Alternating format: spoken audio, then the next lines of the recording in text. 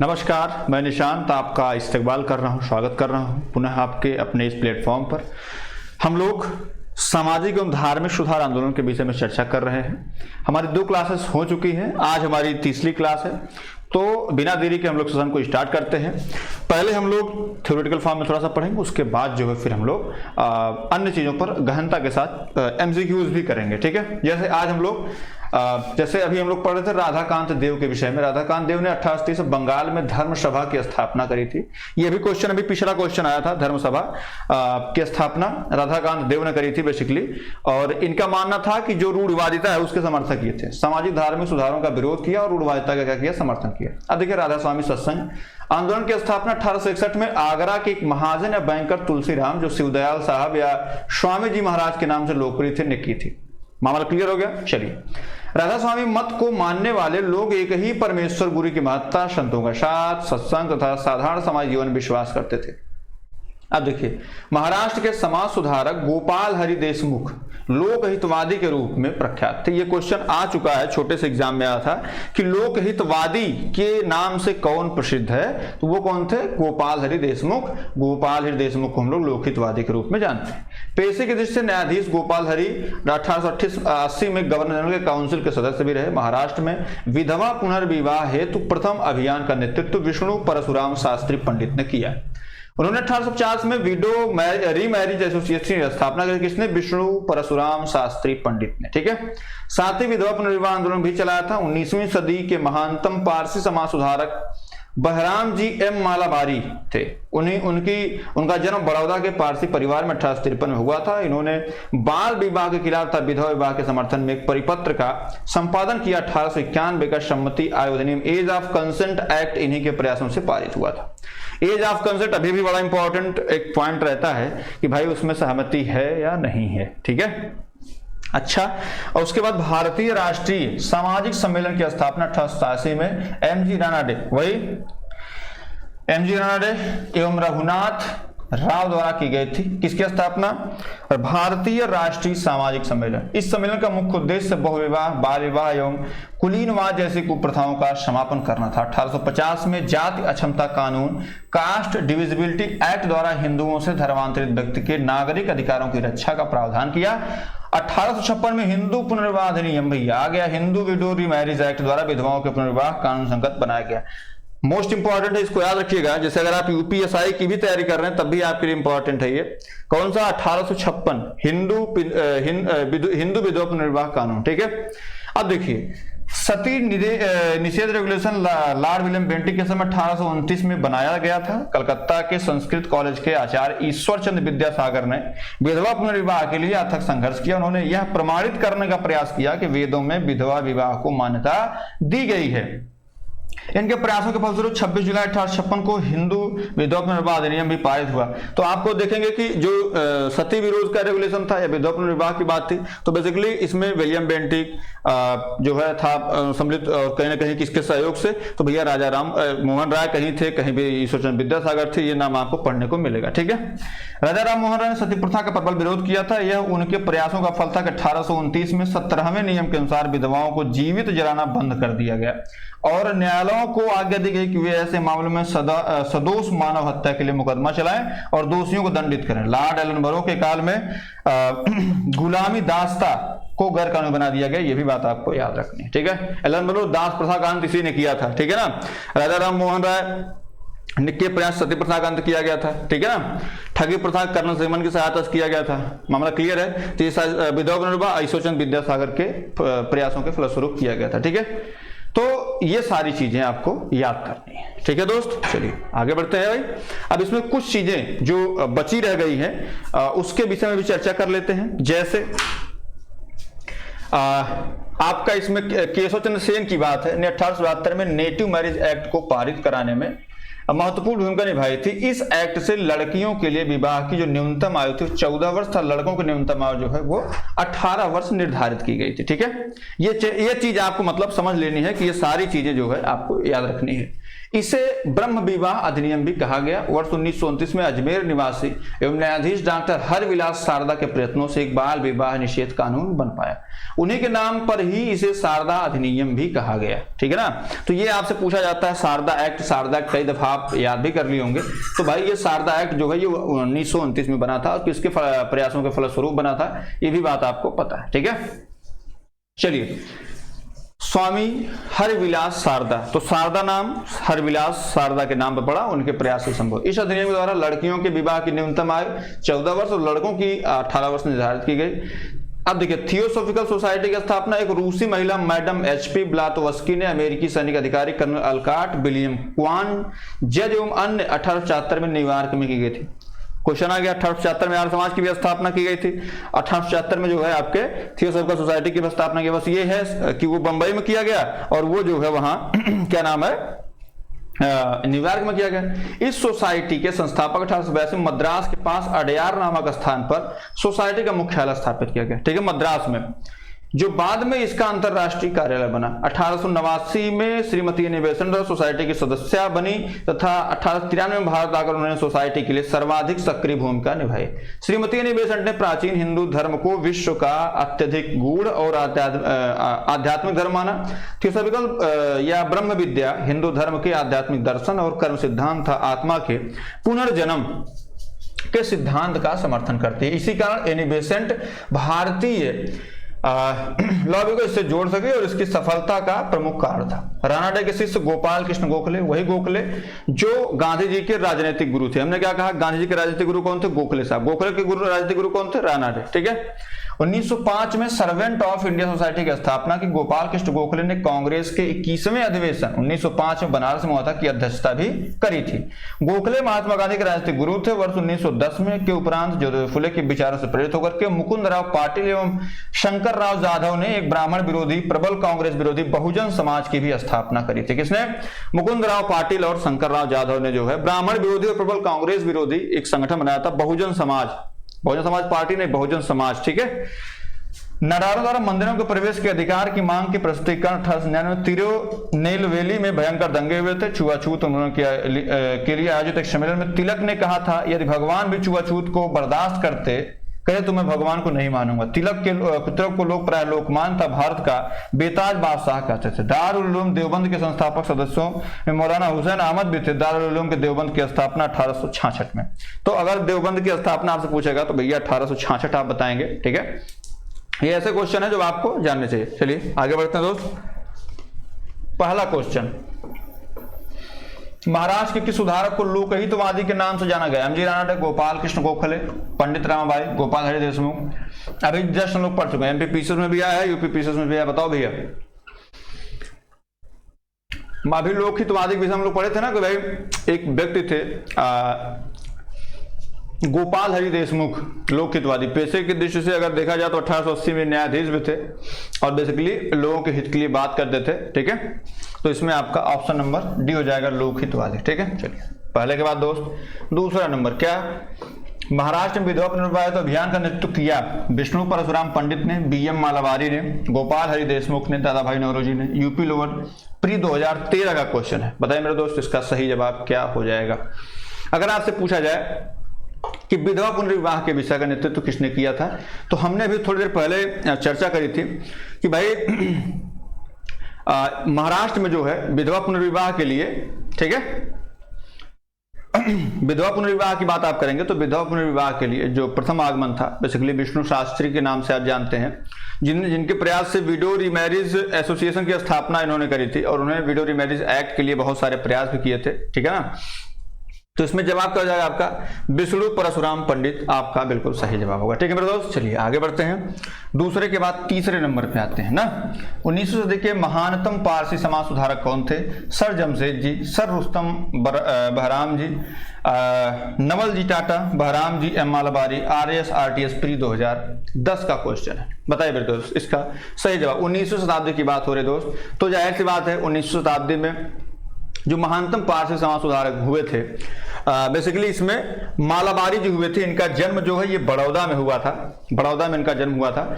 इन्होंने बाल विवाह और विधवा विवाह के समर्थन में जो है एक परिपत्र का संपादन में किया था।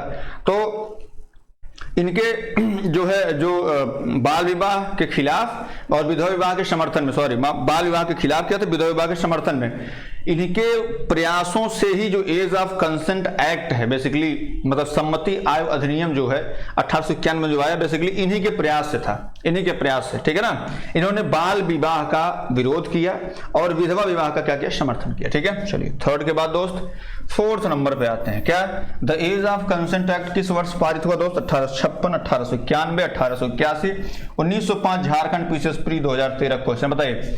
द एज ऑफ कंसेंट अभी जस्ट हम लोग पढ़े हैं। द एज ऑफ कंसेंट आपको पता है एम मालाबारी, बहराम जी मालाबारी के नेतृत्व में जो है ये उनके प्रयासों से आया था। कब आया था? 1891 में आया था, ठीक है। चलिए आगे बढ़ते हैं दोस्त। चौथे के बाद पांचवा नंबर लेते हैं। क्या है उसका प्रधान संबल, जो प्रिंसिपल फोर था सामाजिक और धार्मिक सुधार, उसने सामाजिक बुराइयों के निराकरण के लिए विधान निर्माण का सहारा लिया और बाल विवाह पर्दा प्रथा के उन्मूलन के लिए अविराम परिश्रम किया। सामाजिक समस्याओं पर राष्ट्रीय स्तर पर विचार विमर्श को प्रोत्साहित करने हेतु उसने भारतीय राष्ट्रीय सामाजिक सम्मेलन का उद्घाटन किया, जिसके अधिवेशन बहुत वर्षों तक भारतीय राष्ट्रीय कांग्रेस के साथ साथ होते रहे। इस उदाहरण में सांकेतिक व्यक्ति हैं Ishwar Chandra Vidyasagar, Behram ji, Mewan ji Malabari, Mahadev Govind Ranade, B R. Ambedkar. RAS pre 1996 question है। देखिए अगर ये वाला क्वेश्चन आ रहा है तो आप क्या करेंगे मेरे भाई?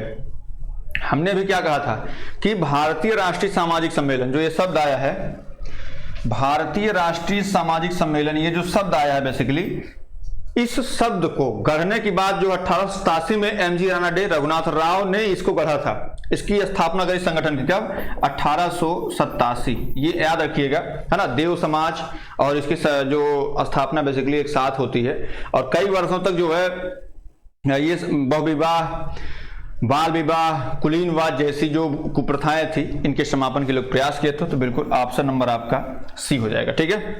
चलिए आगे बढ़ते हैं दोस्त।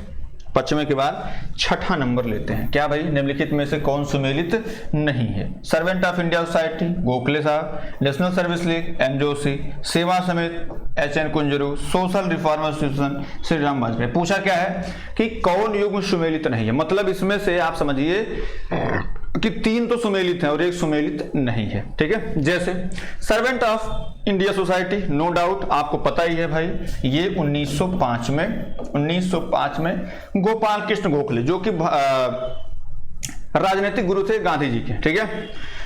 नेशनल सोशल सर्विस लीग की बात आप करेंगे तो इसकी स्थापना जो है मल्हार जोशी, जिनको आप जानते हैं, चंदवाकर जिसके पहले अध्यक्ष थे, और इसकी स्थापना कब करते हैं दोस्त? 1911। कब करते हैं भाई? 1911 में करते हैं। अगर आप बात करेंगे सेवा समिति की, सेवा समिति जो है हृदयनाथ कुंजरू इसके जो है संस्थापक थे। अगर आप बात करेंगे, ठीक है, सेवा समिति की, तो सेवा समिति हृदयनाथ कुंजरू आप याद रखिएगा 1914।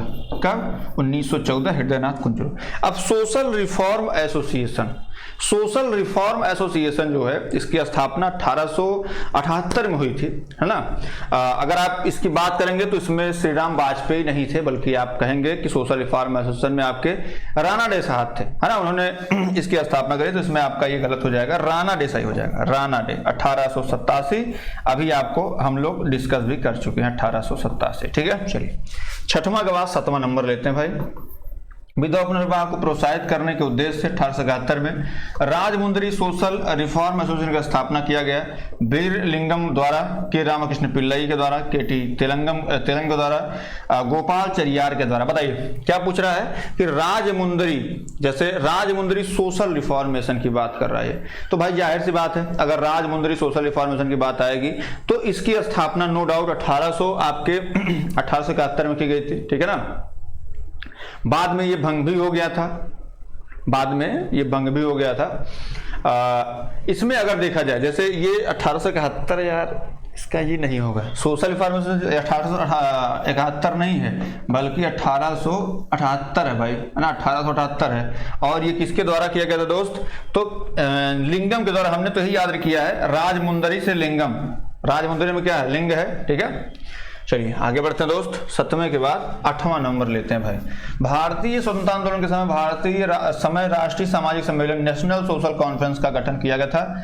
इसके उत्तरदायी कारण था बंगाल क्षेत्र के विभिन्न सामाजिक सुधार ग्रुप संगठन किसी एक मंच पर एकत्रित होकर व्यापक हित में मांग पत्र सरकार के समक्ष प्रस्तुत करना चाहते थे। भारतीय राष्ट्रीय कांग्रेस अपने कार्यक्रम में सामाजिक सुधारों को नहीं रखना चाहते थे, इसलिए प्रस्तुत उद्देश्य के लिए उसने अलग से संगठन बनाने का सुझाव दिया। बहराम जी मालाबारी और एम.जी. रानडे ने निश्चय किया कि देश के समस्त सामाजिक सुधारकों को एक संगठन के अंतर्गत लाया जाएगा। उपयुक्त संदर्भ में विकल्प एबीसी दिए गए वक्तव्य में कोई भी सही नहीं है। आईएएस प्री 2012 का क्वेश्चन। देखिए सामाजिक सम्मेलन की बात हो रही है, रिफॉर्मेशन की बात हो रही है, नो डाउट। एक चीज इसमें क्या पूछा है, कौन सा अस्थायी उत्तरदायी। जाहिर सी बात है जो भारतीय राष्ट्रीय कांग्रेस थी ये अपने कार्यक्रम में सामाजिक सुधारों को इसलिए भी नहीं रखना चाहती थी, उसने कहा था कि भैया आप अलग संगठन बनाइए, हम सपोर्ट कर सकते हैं लेकिन हम उसमें नहीं, क्योंकि हम राजनीतिक संगठन है तो उसमें समाज सुधारों की बात नहीं हो रही थी। तो भैया ये तो पहला गलत हो गया। ये आपका दूसरा से भाई इसमें समाज सुधारों को नहीं रखना चाहिए, इसलिए प्रस्तुत उद्देश्य के लिए उसने अलग संगठन बनाने का सुझाव दिया था। बिल्कुल बात सही है, ऑप्शन बी सही हो जाएगा। ठीक है, चलिए आगे बढ़ते हैं दोस्त। 7वां 8वां उसके बाद 9वां नंबर। निम्नलिखित कथनों पर विचार कीजिए। आर्य समाज की स्थापना 1835। अरे तुरंत गलत हो गया। लाला लाजपत राय ने आर्य समाज के उस आग्रह का विरोध किया था जो उसके अपने समाज सुधारक कार्यक्रमों के समर्थन में वेदों को आप्त प्रमाण करने को लेकर था। केशव चंद्र सेन के अंतर्गत में ब्रह्म समाज के नारी शिक्षा के लिए आंदोलन चलाया गया था। विनोबा भावे ने शरणार्थियों को काम करने के लिए सर्वोदय समाज की स्थापना की थी। बहुत सही। 1 2 2 3 2 4 3 4। अब बताओ भैया इन कथनों पर हमें करना है क्या विचार। अब आप हमको बताइए कि आर्य समाज की स्थापना कब हुई थी दोस्त? 1875 में हुई थी। ठीक है ना, तो 35 तो पहले तो गलत हो गया, 1875। ठीक है, तो जहां जहां पहला है वहां गलत कर दीजिए। तो पहला आपका ए तो गलत हो गया, ए आपका पहले गलत हो गया। अब देखिए लाला लाजपत राय ने आर्य समाज को उस आग्रह का विरोध किया, उसके अपने समाज सुधार कार्यों में समर्थन में वेदों को आप्त प्रमाण मानने को लेकर था। मामला क्लियर है। अब जाहिर सी बात है लाला लाजपत राय ने वेदों को आप्त प्रमाण मानने का विरोध नहीं किया था, उन्होंने विरोध नहीं किया था, है ना। तो ये बेसिकली आपका ये भी गलत हो जाएगा। केशव चंद्र सेन के नेतृत्व में ब्रह्म समाज ने नारी शिक्षा के लिए आंदोलन चलाया। बिल्कुल बात सही है भाई, नारी शिक्षा के लिए आंदोलन चलाया था इन्होंने, तो इसमें बात बिल्कुल सही। तीसरा विनोबा भावे ने शरणार्थियों में काम करने के उद्देश्य सर्वोदय समाज की स्थापना। बिल्कुल बात सही भाई, सर्वोदय समाज की स्थापना बेसिकली जो है विनोबा भावे ने कहा। 3 और 4 आपका सही हो जाएगा। तो इसमें आपका ये भी गलत है भाई, दूसरा गलत तो ये ऑटोमेटिक गलत, तो आपका ऑप्शन नंबर डी हो जाएगा 3 और 4। ठीक है, 9वें के बाद दोस्त 10वां नंबर लेते हैं। क्या है? 1856 में निम्नलिखित कानून पारित हुआ। धार्मिक असुविधा कानून, सती निषेध कानून, हिंदू विधवा पुनर्विवाह अधिनियम, राज्य हड़पने का सिद्धांत।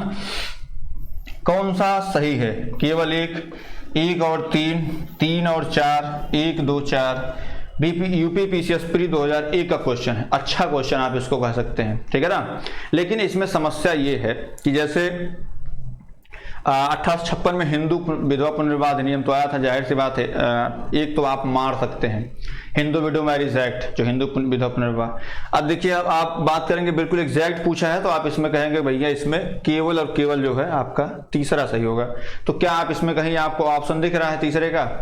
भाई जाहिर सी बात है, जैसे सती प्रथा आप देखेंगे, है ना, सती प्रथा देखेंगे तो आप 1829 आपको याद करना पड़ेगा, विलियम बेंटिक। राज्य हड़पने का जो सिद्धांत है वो बेसिकली 1848 में आया था, है ना। तो जो राज्य हड़पने का सिद्धांत ये 1848 में आया था। सती प्रथा 1829 में आई थी, ये 1855 में आया था। इसमें आपका ऑप्शन नंबर ये हो जाएगा, लेकिन इसमें आपका सब गलत है। ठीक है, चलिए 10वें के बाद दोस्त 11 नंबर लेते हैं। क्या है? हिंदू विधवा पुनर्विवाह अधिनियम किस वर्ष पारित हुआ? 1856, 1858, 1859, 1862। जाहिर सी बात है हमने भी थोड़ी देर पहले इस पे बाकायदे इसको पढ़ लिया अच्छे से कि भाई इसमें जो विधवा पुनर्विवाह अधिनियम की बात आएगी तुरंत हम लोग क्या मारेंगे? 1856 मारेंगे। तो ऑप्शन ए बिल्कुल सही है। ठीक है, 11 के बाद दोस्त 12 नंबर लेते हैं, 12 नंबर। पश्चिमी भारत के डीकी कर्वे का नाम निम्नलिखित में से किस संदर्भ में आता है? सती प्रथा, बाल शिशु हत्या, स्त्री शिक्षा, विधवा पुनर्विवाह। UP PCS pre 2016। हम लोग जब बात कर रहे थे सामाजिक संगठन की, आंदोलन की, तो बेसिकली आप एक चीज समझिए, डीकी कर्वे जो है एक प्रसिद्ध समाज सुधारक थे और इन्होंने विधवा आश्रम संघ की भी स्थापना करी थी। आपको पता है बेसिकली विधवा पुनर्विवाह के समर्थक भी थे। सबसे पहले 1916 में डीके कर्वे ने महिलाओं के लिए बंबई में प्रथम महिला विश्वविद्यालय की भी स्थापना करी थी। तो बेसिकली आपका सी भी हो जाएगा और आपका डी भी हो जाएगा, है ना, दोनों हो जाएगा। ठीक है, चलिए आगे बढ़ते हैं दोस्त। 12 के बाद 13 नंबर लेते हैं। क्या है? निम्नलिखित में से किसने प्रमुख रूप से विधवा पुनर्विवाह के लिए संघर्ष किया और उसे कानूनी रूप से वैध बनाने में सफलता प्राप्त की? एनी बेसेंट, ईश्वर चंद्र विद्यासागर, एमजी रानाडे, राजा राम मोहन राय। बताओ भाई, विधवा पुनर्विवाह को कानूनी रूप से वैध बनाने के लिए किसने प्रयास किया था? जाहिर सी बात है, एक चीज आप उसमें देखे होंगे कि भाई कलकत्ता के संस्कृत कॉलेज के जो आचार्य थे ईश्वर चंद्र विद्यासागर, उन्होंने विधवा पुनर्विवाह के लिए अथक प्रयास किया। उनकी भाभी जो थी उन्होंने देखा था उनके दुख को, उनके कष्ट को, उनकी पीड़ा को। तो बेसिकली 26 जुलाई 1856 को जब विधवा पुनर्विवाह अधिनियम पारित हुआ तो उन्होंने जो है उनकी आंखों से आंसू आ गए। उन्होंने कहा कि हमारे द्वारा किया गया संघर्ष जो है बिल्कुल फलदायी हो गया। तो इसमें आपका ऑप्शन नंबर बी बिल्कुल सही हो जाएगा। ठीक है, ईश्वर चंद्र विद्यासागर। 13 के बाद दोस्त 14 नंबर लेते हैं। क्या है? इनमें से कौन सेक्रेटरी के रूप में हिंदू फीमेल स्कूल से संबद्ध थे जो बाद में बेथ्यून फीमेल स्कूल के नाम से जाना जाने लगा? Annie Besant, Debendranath Tagore, Ishwar Chandra Vidyasagar, Sarojini Naidu, IAS pre 2021। क्या हिंदू फीमेल स्कूल से संबद्ध की बात कर रहे हैं, है ना? तो भैया एक ही व्यक्ति थे जो हिंदू फीमेल स्कूल संबद्ध थे, जो बाद में वेथ्यून फीमेल स्कूल के नाम से भी जाना गया। तो भैया नो डाउट इसके जो सचिव थे, है ना, ये थे आपके ईश्वर Chandra Vidyasagar. Option number C बिल्कुल सही। 14 के बाद दोस्त 15 नंबर लेते हैं। क्या इनमें से कौन सा कथन सही नहीं है? 1829 में विलियम बेंटिक सती प्रथा का जो कानून द्वारा घोषित कर दिया गया, अपराध घोषित कर दिया गया। 1856 में कानून बना जिसके अनुसार हिंदू विधवा पुनर्विवाह कर सकती थी।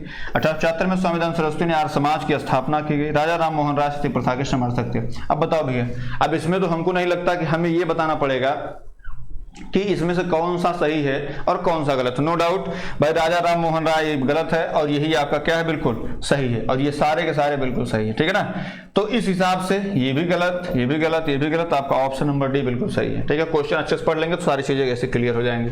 15 के बाद 16 नंबर लेते दोस्त। 1843 के एक्ट में किस बात को गैर कानूनी बना दिया गया था? बाल विवाह, शिशु हत्या, सती प्रथा, गुलामी। यूपी पीसीएस मेंस 2007, आपको पता है, एक याद नाम होगा। 1843 में एलन बरो था, उसने दास्ता को गैर कानूनी घोषित किया गया था। बाद में जो 1833 के चार्टर एक्ट में एक धारा जोड़ी गई थी, है ना, उसमें कहीं ना कहीं जो 1843 का जो एक्ट है उसके विरोध में था और पूरे भारत में दास्ता को जो है अवैध घोषित कर दिया गया। ठीक है ना?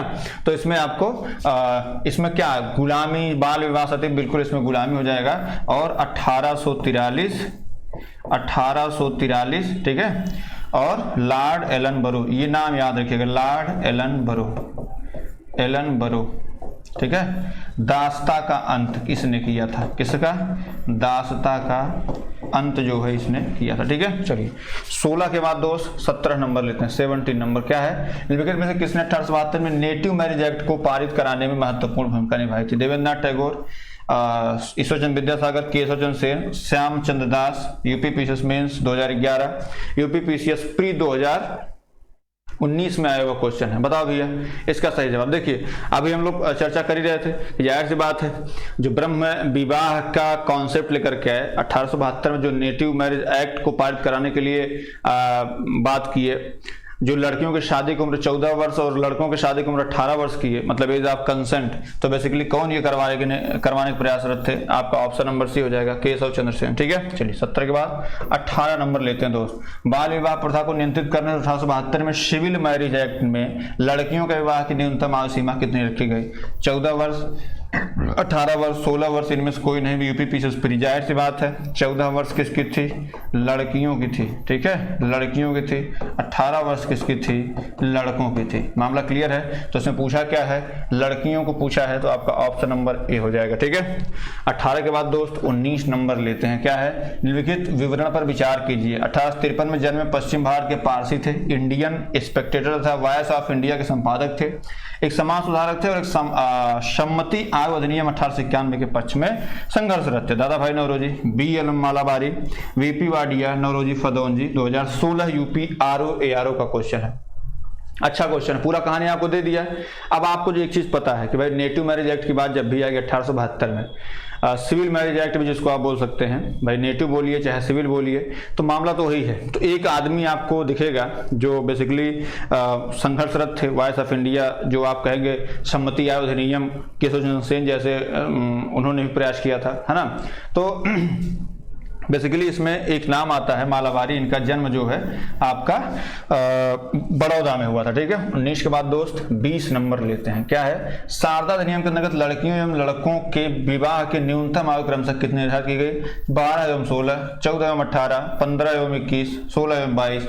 बताओ भैया शारदा अधिनियम जब आया, देखिए बढ़िया था ये।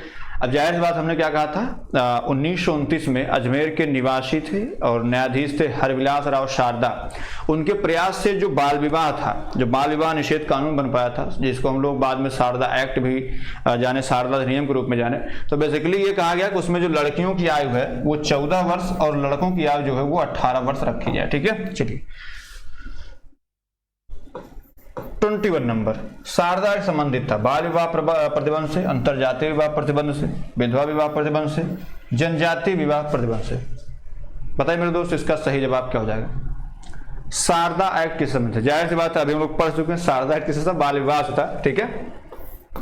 शारदा जी के नाम पे बना था। 21 के बाद दोस्त 22 नंबर आ गया, थियोसॉफिकल सोसाइटी की स्थापना किसने की, मैडम एच ब्लाटवस्की, राजा राम मोहन राय, महात्मा गांधी, स्वामी विवेकानंद। बताओ भैया, जाहिर सी बात है अभी हम लोग थोड़ी देर पहले ही पढ़ चुके हैं, जो थियोसॉफिकल सोसाइटी था बेसिकली 1875 में न्यूयॉर्क में मैडम ब्लाटवस्की, कर्नल अलकाट जो है इसके संस्थापक थे। बाद में 1882 में जो है मद्रास में अडयार, मद्रास के पास अडयार में जो है इसकी स्थापना की, बाद में इसका राष्ट्रीय मुख्यालय भी बना, ठीक है ना। तो बेसिकली इसका उद्देश्य जो था ये हिंदू धर्म के जो प्रचार प्रसार थे, हिंदू धर्म में आत्मविश्वास को जगाने की बात की जा रही थी, ठीक है। अब जैसे राजा राम मोहन राय की बात करेंगे तो 1828 में नवंबर में समाज की स्थापना करी थी। स्वामी विवेकानंद जो 1897 में इन्होंने जो है रामकृष्ण मिशन की स्थापना करी थी, ठीक है। तो इसमें आपका ऑप्शन नंबर ए हो जाएगा, ठीक है। थियोसॉफिकल सोसाइटी मैच ब्लाटवस्की 1875 न्यूयॉर्क, उसके बाद आपका 1882 मद्रास के पास कहाँ, अडयार, ठीक है, यहाँ पर जो है ये किया गया था, ठीक है। चलिए आगे बढ़ते हैं। 22 के बाद 23 नंबर, 23 नंबर, ठीक है। भारत में थियोसॉफिकल सोसाइटी की सफलता मुख्यतः क्यों थी, एनी बेसन के कारण, कर्नल एच.एस. अलकाट के कारण, सर विलियम क्रुक के कारण, एम.एम. मालवीय के कारण, यूपी UDLDA मेंस 2010 का क्वेश्चन। बताइए थियोसॉफिकल सोसाइटी की सफलता का प्रमुख कारण क्या था। जाहिर सी बात है जो इनका विचार था हिंदू धर्म के प्रति लोगों की आस्था को जगाने का, कहीं ना कहीं लोग उसका समर्थन भी कर रहे थे, ठीक है ना। तो इसका बेसिकली अगर देखेंगे मुख्य कारण जो था इसकी सफलता का मुख्य कारण, वो भारतीय लोगों के साथ जो एनी बेसेंट थी, बाद में मद्रास में जब आई तो इनका मतलब ये कंप्लीटली जुड़ जा रही थी उन लोगों से, इसलिए सफलता का मुख्य कारण जो है ये आपका एनी बेसेंट हो जाएगा, ऑप्शन नंबर ए हो जाएगा। 20 माफ करिएगा, आज की क्लास में जो है इतना ही क्वेश्चन भाई, है ना। अगली क्लास में पुनः हम लोग मिलेंगे और नो डाउट थोड़ा सा और इस पर डिस्कशन करेंगे, और हमको लगता है कि थोड़ी सी और अच्छी क्लास आपको इसके बाद जो लास्ट क्लास रहेगी, ये तीसरी चौथी क्लास, अभी जैसे 1, 2 और 3 में जो आपने पढ़ा था, चौथी क्लास में उसका विवरण पूरा आपको एक चार्ट के माध्यम से मिल जाएगा। फिर हम लोग 30-40 MCQs कर लेंगे, मतलब पूरा रिवाइज हो जाएगा आपका, ठीक है ना। तो आप सभी दोस्त बिल्कुल जुड़े रहें ऐसे ही, थोड़ा सा लाइक और सब्सक्राइब कर दिया करें। बहुत बहुत धन्यवाद, नमस्कार, जय हिंद, शुभ रात्रि।